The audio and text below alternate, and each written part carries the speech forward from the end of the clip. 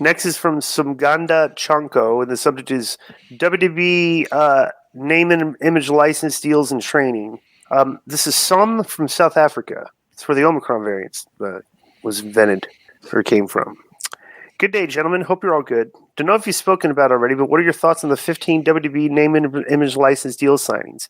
I've read about 2 blonde basketball twins who were TikTok famous, a 7-foot college footballer, and AJ Ferrari, a national championship wrestler from Oklahoma. I only know him because I follow amateur wrestling because I train jiu-jitsu. Do you think it's easier to train people with elite athletic backgrounds? And in your experience, what is the best way to train them to do the moves? And also, what's the best way to teach ring psychology? Thanks, guys. Can you explain what the NIL deal means before? Name, image, license. It's like this thing like they own their name, image, and they own their name and image now. It's like they sign like they're paying them. But it's mostly for college players is what they did it for. Right. You're selling you. So basically, I can If somebody like Tom Brady has a company right now and he's signing a bunch of college athletes to name, image, license deals, and what he's going to do, he's going to take those guys and market them, and he has a deal with them and everything, and then pay them for the deal. Before you couldn't do that, right? Before you could do that, so college. Okay, I got it. Yeah. So basically, this is all what we call it name, image, license deals. But basically, what WWE is doing is they've recruited a bunch of people into their performance center. They've hired them. Yeah, so they're training them to be wrestlers as well. Training to be wrestlers, right? Right. So they hired them, and that's under the premise of name, image, license. That we're going to call it that. But we've just basically hired you, and now we can market you. You belong to us. So everybody has a name, image, license deal with WWE, basically. That works for them, but they own your name and image. They license to market it. So, I've always had a completely opposite theory on who to train and how to train. Okay, I think you should get people that love professional wrestling. Get people that already know some of the basic skills or can work, and if they don't look the part, bring them into the performance center and get these guys personal trainers and dietitians and work on the aesthetics of them and build their bodies up to look like stars.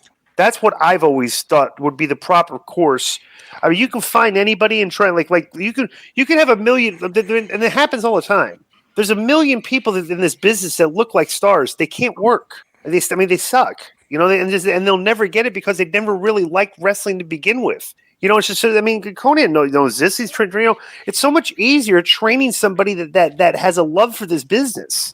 And it's so much easier finding guys that are good at it that have a love for the business.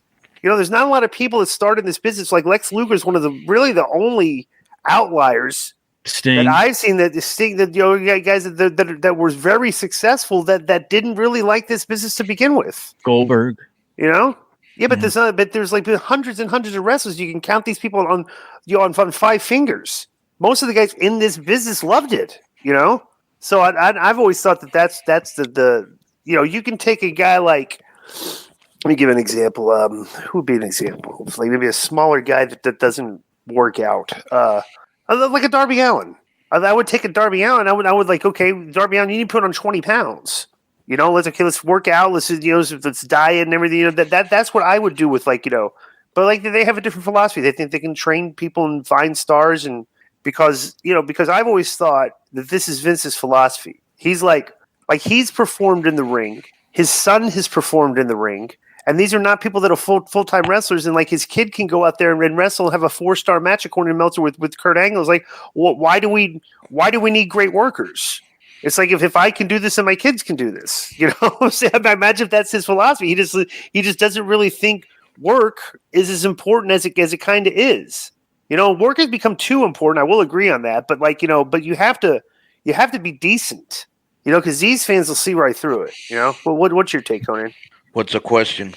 Do you think it's easier to train people with elite athletic backgrounds? And in your experience, what is the best way to train them to do the moves? And what's the best way to teach ring psychology? Yeah, I think it's easier to train elite athletes because they already have a different type of pedigree, but that doesn't mean they're going to be good wrestlers.